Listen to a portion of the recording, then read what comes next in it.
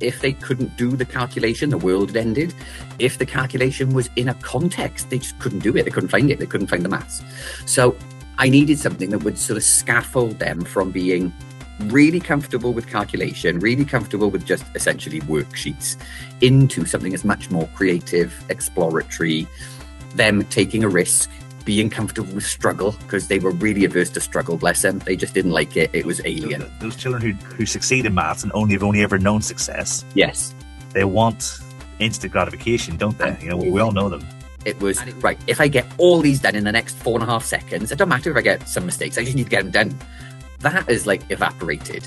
Whereas now it's not a race and it's not a competition. It's, I want to solve this. I want to beat it. I want to work out what it is and get to the other side of it.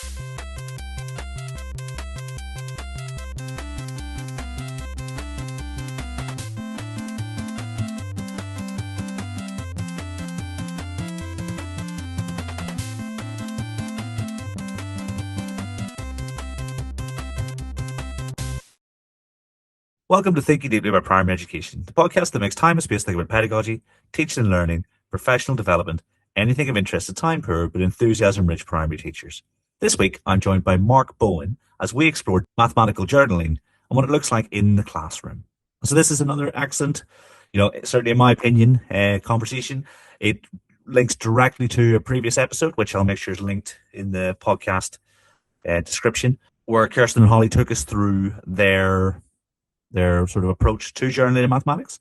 And we explore, Mark's process. We explore why you might want to take this approach and how it might fit into almost your typical learning episode structure, and almost and then finish off with the pitfalls that we might want to avoid. I think if this is something that's of interest to you, then this episode will be absolute gold, because Mark's talking from a place of experience and expertise about exactly how we can unlock mathematics for our pupils. Before we begin, tickets are still available. Links in the description for the Thinking Deeply about Primary Education conference, online and on demand. So no matter where you are in the world, you can enjoy high quality PD. Everything's going towards the Linda Cancer Centre. So get your tickets now. They're on sale for the next couple of months, and we've got lots of really great speakers. So without further ado, let's spend some time thinking deeply about primary education. So, Mark, it's lovely to see you today. How are you? I'm good, thanks. End of a long Monday, but happy to be here. It's a pleasure. Thank you so much for giving me your time and what is a very busy point in the year. So we're going to explore journaling, and in particular journaling in action. But I thought we'd maybe begin with a little bit about who you are and how you got here today. Okay, so I've been teaching for probably just around 26-ish years now, but I'm still in my head about 21. My face says something different, and the lack of hair, but we're all both in that club. 26 years of teaching in England and Wales. Started off in England, trained in Bath, and spent a long time around that area, and then came back home to the valleys again. But I've had a sort of, when I stop and think about it, I suppose, an interesting journey through education, in that whilst I was still working in England, I ended up writing a book for Pearson Education about curriculum leadership, which was one of those things I was thinking, how does this happen? But it happened. That was a long time ago now, so please don't go looking for it, because you're not going to buy it. But I am still big in Japan, according to my royalty checks of about 28p. And then in the interim, I then did a lot of work with people like Pi Corbett, with talk writing. I was very fortunate to work with him as part of his trial schools. And over time, I suppose, I've developed freelance writing for Teachwire and Teach Primary magazine. I'm now working for the EWC, which is the education regulator in Wales. And I've sort of launched into this whole world of curriculum design as well, working with Welsh Government, still being as a class teacher. So I'm deputy head and class teacher. But yeah, lots of varied, interesting things that I think have kept me in the classroom and haven't pulled me away to the big chair of the office. I'm quite happy being a class teacher and a senior leader, whilst also doing random things. Like there was a couple of years ago, I ended up having serious discussions with Charlotte Church about possibly opening a school with her, which I think she went out then on and did. But we parted ways. I think I was too expensive. But yeah, that's me in a nutshell. I just sort of like to stick my nose into many different places and see what comes out, a bit like this. Jeepers. I mean, there's a documentary there, especially the big in Japan bit, because Japanese fans, when bands have Japanese fans, their tours are massive over there, aren't they? Yeah, I don't think I'm a new K-pop sensation or anything, right? Things like curriculum really, really important, especially in Wales at the moment, where the conversation is very much alive about the direction of travel and stuff like that there, with Absolutely. big changes at the top, aren't there?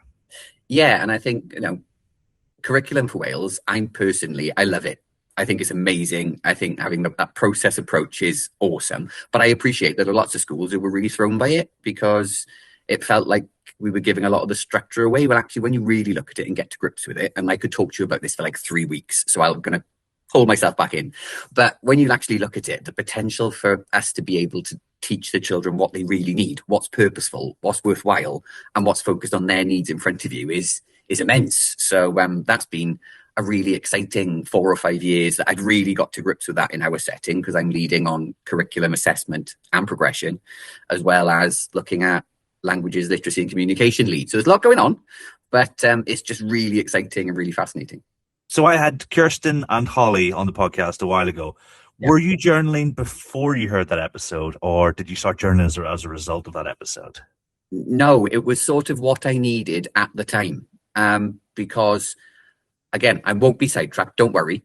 But we've been doing a load of work on developing our curriculum. We've done lots of different things in the different AOLEs, and maths had come round. That was the next one we were focusing on. So for about probably 18 months to 2 years, I'd been doing a lot of reading and research about how we could make our maths curriculum.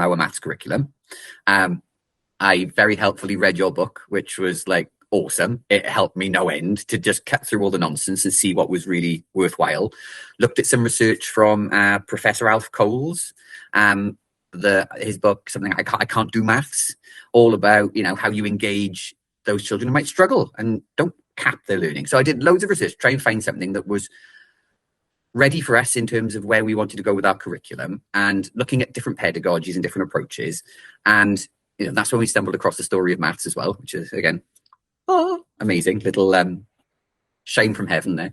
But really, I was looking for something that was going to make my class of year fives, the little people I've got now, a much more dynamic and like community of learners, I suppose, because historically our maths curriculum had been pretty much the traditional model that probably came from like the numeracy hour all those many years ago, that was differentiated 4 ways, was pretty much teacher driven. Certainly by the time the children reached me, they were quite passive when it came to maths. Some very, very confident learners in maths, procedurally really confident. Learning wise though, quite fragile. So if they couldn't do the calculation, the world had ended. If the calculation was in a context, they just couldn't do it. They couldn't find it. They couldn't find the maths. So I needed something that would sort of scaffold them from being really comfortable with calculation, really comfortable with just essentially worksheets, into something that's much more creative, exploratory, them taking a risk, being comfortable with struggle, because they were really averse to struggle, bless them. They just didn't like it. It was alien. But then I couldn't just pull the rug from under them and give them something that was completely, go for it, kids, just do what you want, because that would be madness anyway. So that's when I listened to the podcast about the math journaling. It was just like, oh, okay, this could be something that would work with my little people. The idea that you are still having a structure, but that structure has space for the children to explore, experiment.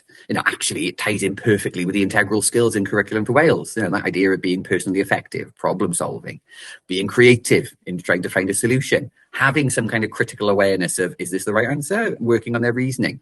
So no, it wasn't something that I'd sort of deliberately and very strategically planned in. It was like this happy accident. As I was listening to you on the way to work, like I often do, I was thinking, this sounds like what I need. And so immediately went away and thought, right, how can I make it work for us? It's those kind of anecdotes that keep the podcast going, I think. What do we think? This will be episode 289 by the time it goes out. It was epic.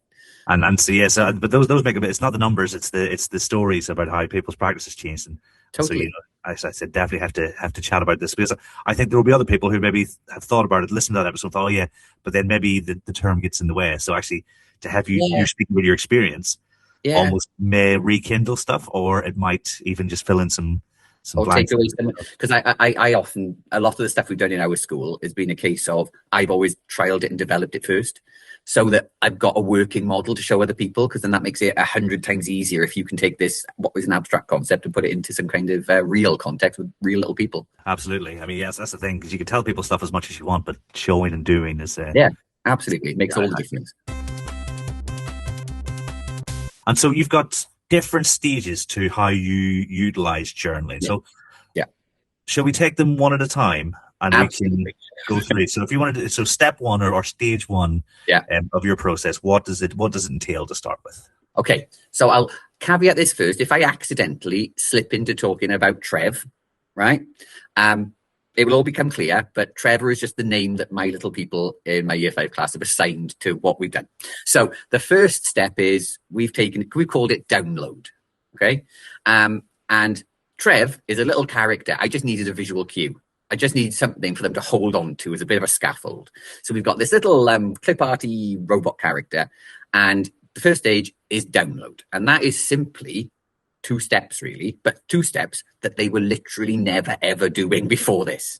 So the first being, okay, so I'm doing, let's say I was doing area and perimeter today, and we were revisiting it after about 3 months of not doing it. I just wanted to dip my toe in and see where we were. So it was, right, in our download, let's just, as the kids put it, not as eloquently as I'd like, brain dumping. It's like, ugh.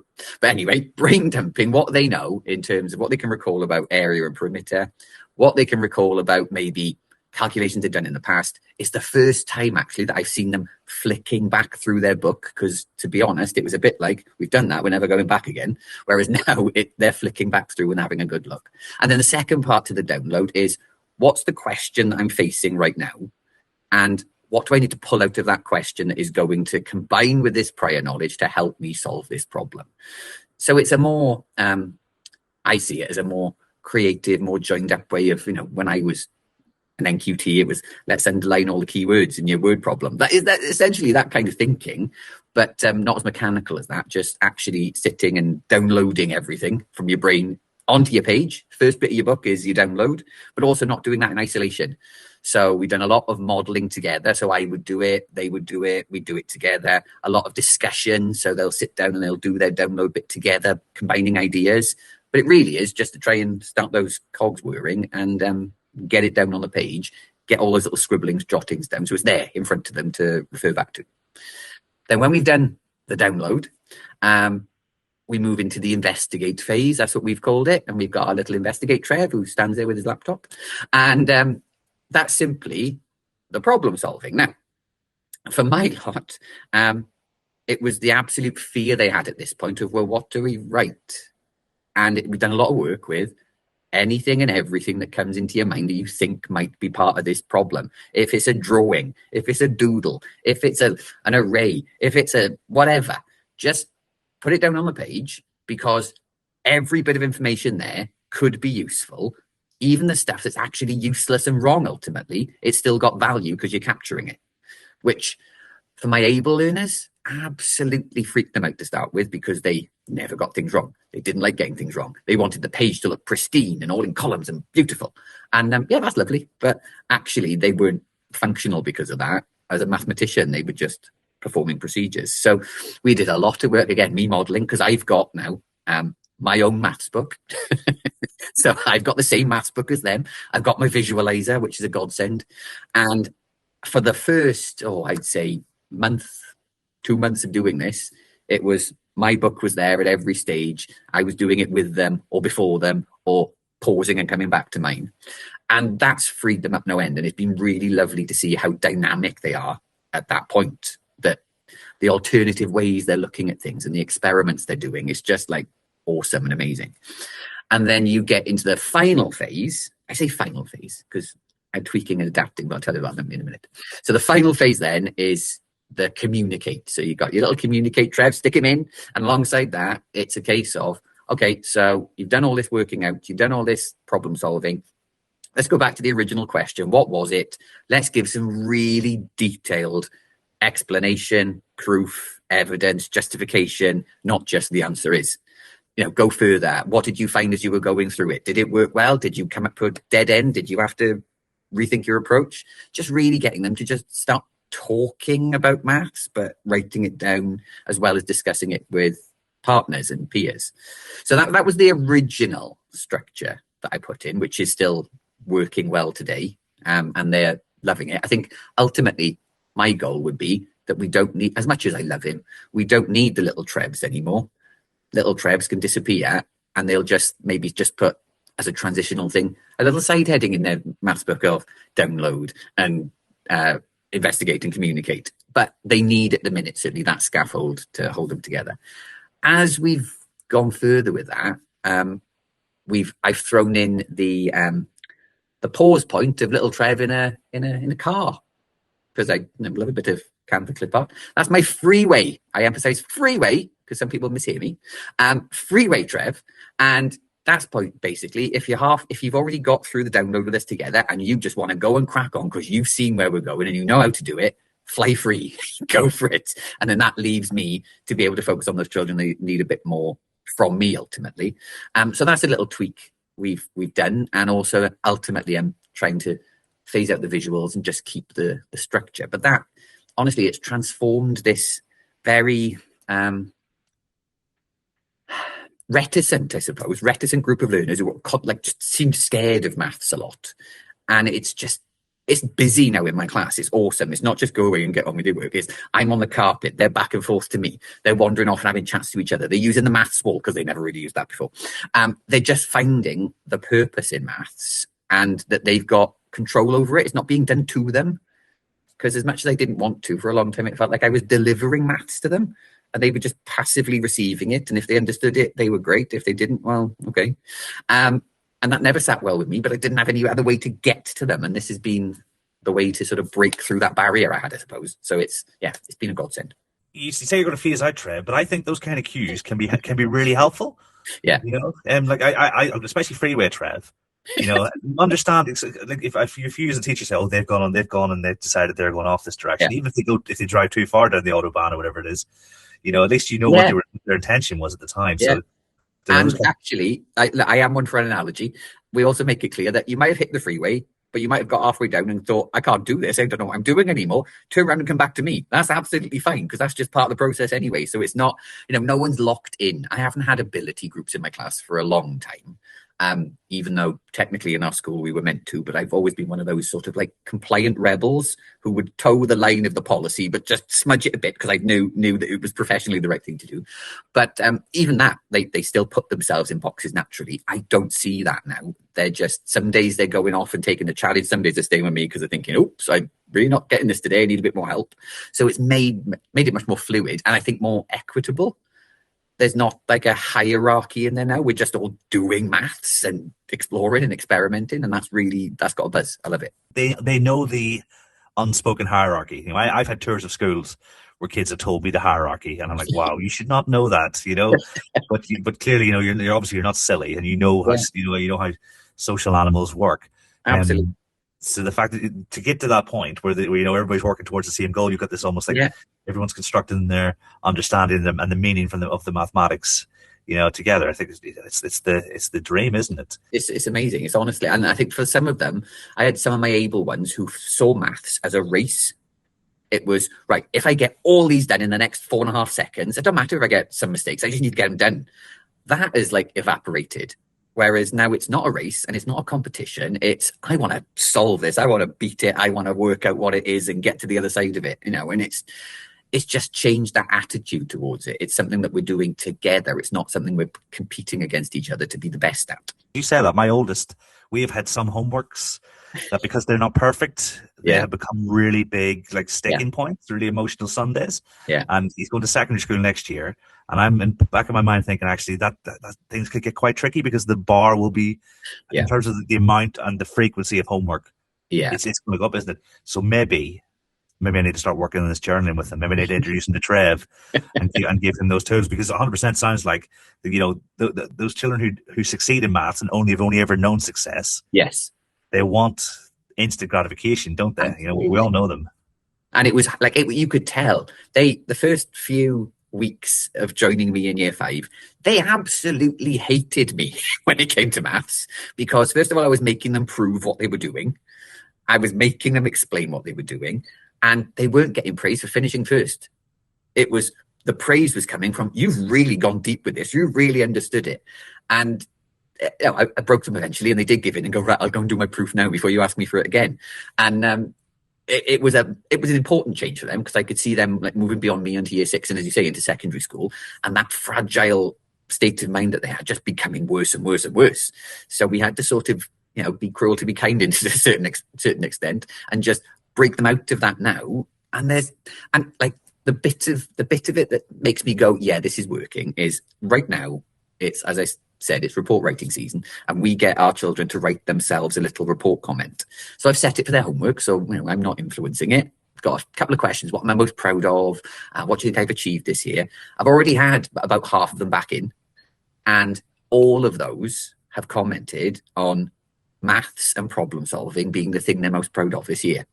And that's just like, wow, this is amazing. And this isn't just those able learners. This is the ones who find it really tough. Probably the most determined ones in my class, to be honest, because they find it tough.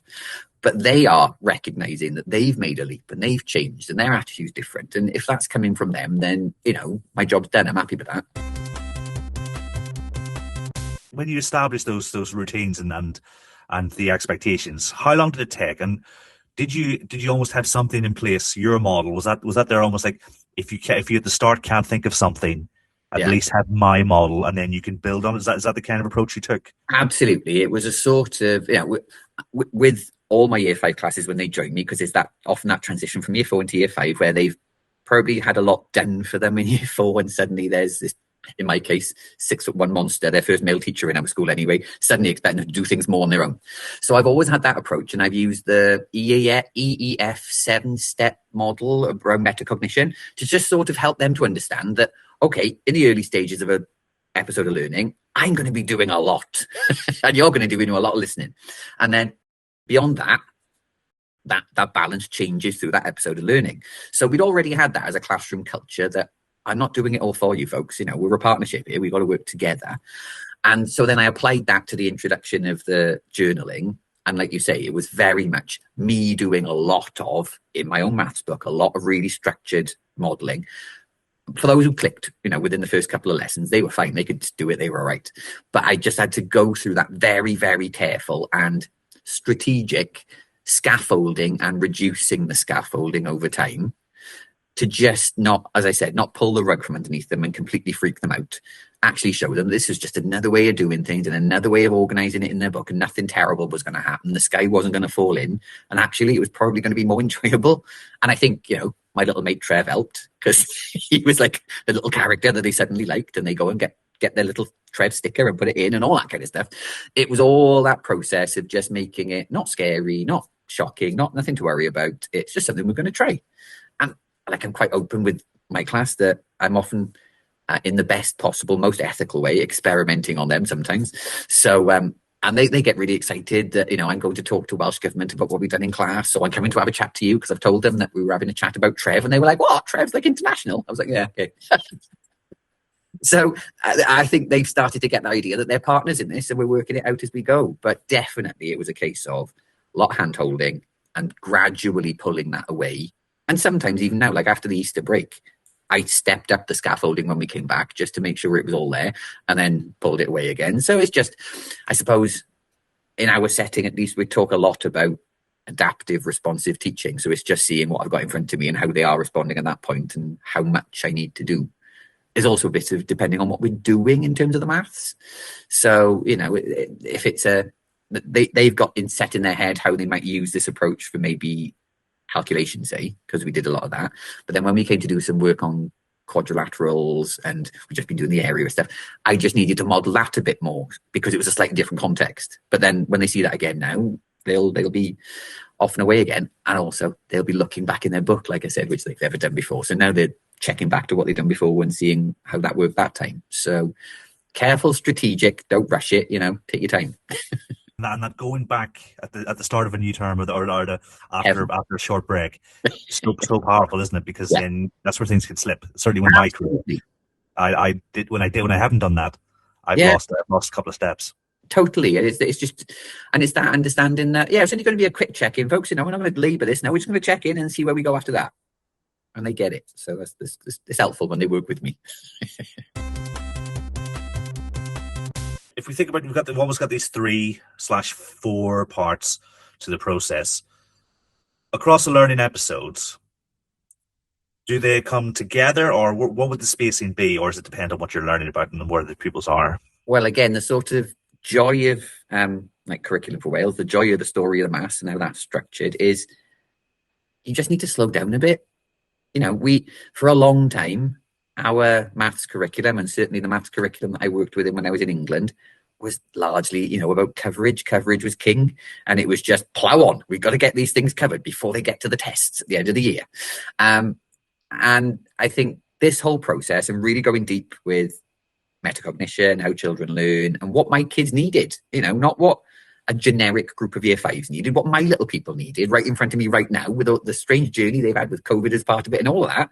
What did they need right now? That's just made me slow down.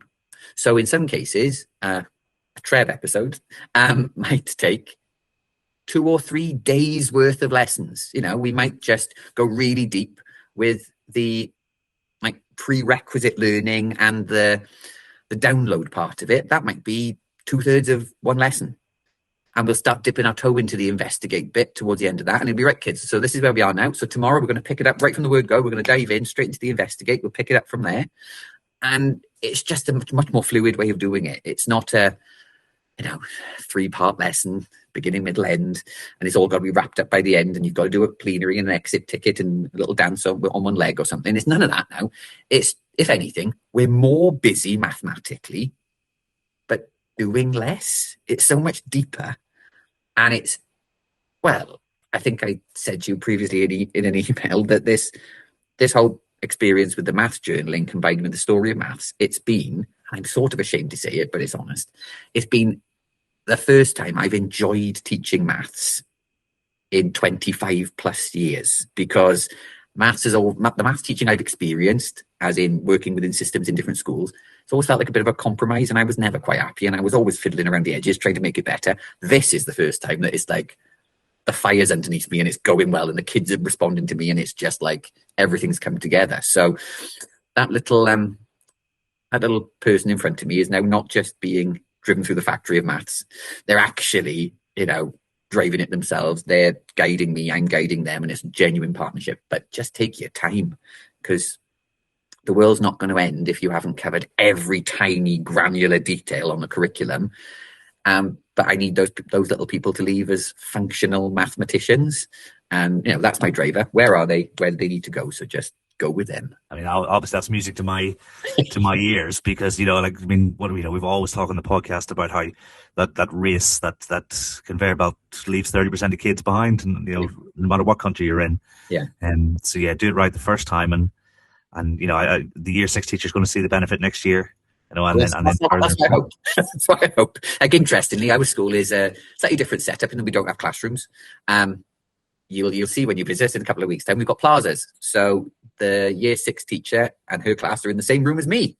We're down one end and they're down the other. And actually, she's been like looking over at what we've been doing, and we've been having good conversations about it. And she's already started to implement it with her class, because she can see the impact it's having with mine. So it's informing her pedagogy now. And I think when my class go to her next year, she's already primed for that. She knows their journey and she can hit the ground running. So hopefully it'll really, the two of them combined, the teacher thinking, I've had a little go with this already, and the kids who are experienced, they'll be on fire. It'll be amazing. And like when you mentioned the download, we know so much about how prior knowledge and where pupils are, makes a massive difference. I think like self-elaboration is probably the cognitive science term that they would use to describe, like I say, if your pupils do want to move from brain dump to something, something different, that might be a direction they go. But it just makes so much sense, and it's probably the bit we don't, like you say, we don't spend enough time on. And I'd be guilty of that. We pay lip service sometimes to what's come before. Yeah. But really, like you say, spend a couple of days on it, and then everybody's ready for success.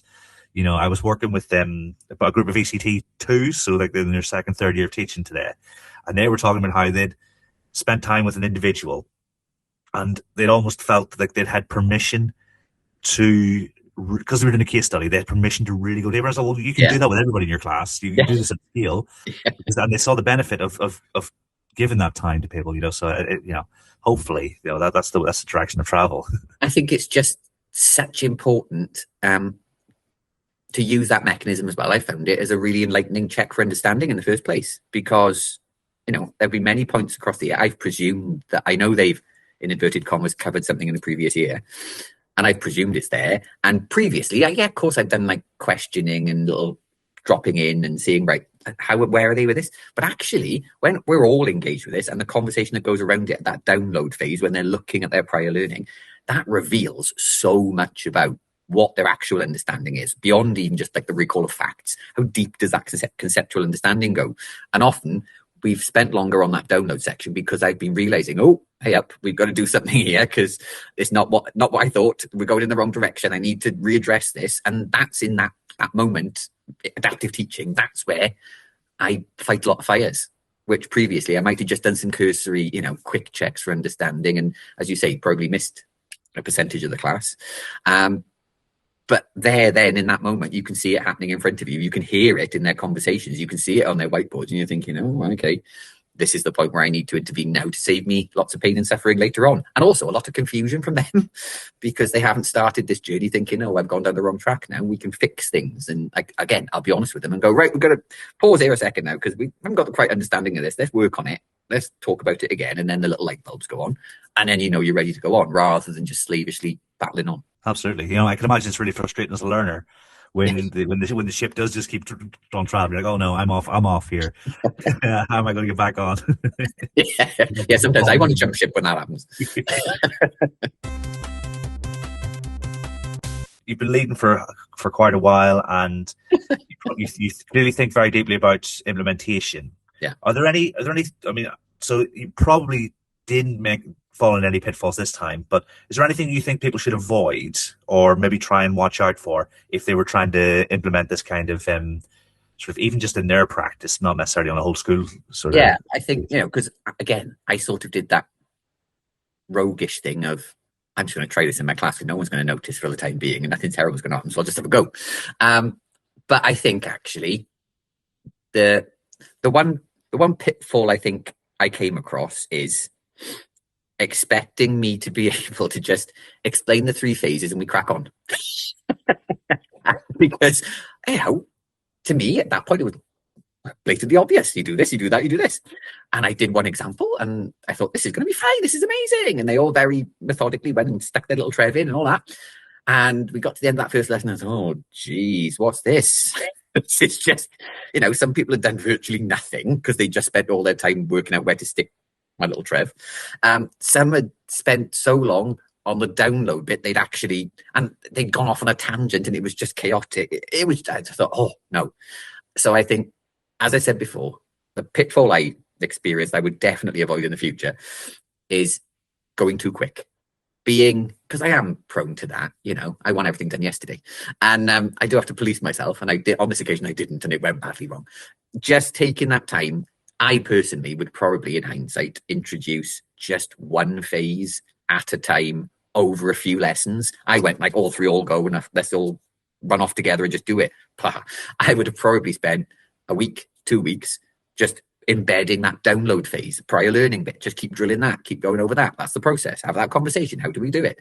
And then introduce the more formalized investigate bit. And then just taking my time a bit more, because I put myself through a lot of early mornings. Oh, how am I going to make this work today? When actually I didn't really need to. I just needed to learn from my own experiences and slow down a bit and just treat the kids a bit more kindly, because they do work them. But, in this case, they needed that slightly more kid glove approach, and I needed to hold their hands a bit more than just crack on kids.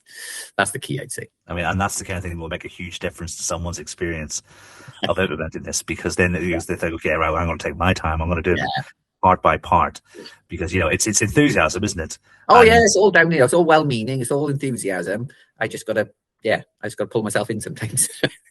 Yeah, and every time I do like a talk or like a training session, I always have to send it to people who can check, does this make as much sense as I think or hope it makes? Yeah, it's like tempering yourself, isn't it? It's like tempering your own enthusiasm, and sometimes it's all happening in there for you, but actually what comes out to staff, colleagues, parents, kids, or whatever, doesn't always translate the same way. No, 100%. I mean, there are conversations that I will have 75% in my head, and then not realizing that the 25% that I've had outside of my head doesn't really make sense anymore. Absolutely. Like, okay, let's go back. That's it. Busy brains. It's a symptom of a busy brain, I think. Yeah, exactly. Yeah. So I think that would be absolutely gold. I mean, I think it's been fascinating to learn about this. And what I'm going to do is I'm going to ask Kirsten and Holly to give us their thoughts. Oh, amazing. On your meditation. Maybe, I don't know, have you spoken to them? Have you reached out to them at all? No, absolutely not. No, I've just gone. I had a look at stuff because they've got some stuff online. I had a look at that after the podcast and did a bit of reading around it. But no, I've not bothered them like I've bothered you. No, I shared your very kind words about the journaling episode with them. Oh, excellent. Oh, that's nice. Whenever people say nice things about episodes of the podcast, I try and share them with the it's just nice to be nice, isn't it? Yeah, exactly. So maybe there could be a conversation in the future with you guys. Oh, absolutely, that'd be fascinating. Yeah, that would be really interesting. Just because I'm sure they'll be really pleased, because like I say, everyone's living in their own silos. Absolutely. So I'm all for sharing practice and learning from each other and helping each other to avoid the pitfalls, because there's plenty of those, isn't there? You're right. Every single day. All I have to do is say thank you so much for joining me. It's been an absolute pleasure. Oh, I've loved every minute of this. As I say, I could be here for 3 weeks talking about curriculum, maths, whatever, because I'll just keep going, but you're going to stop me. Yeah, for now, but like I said, definitely only the very first of many chats. Awesome. I look forward to it. And everyone at home, until next time, thanks for listening.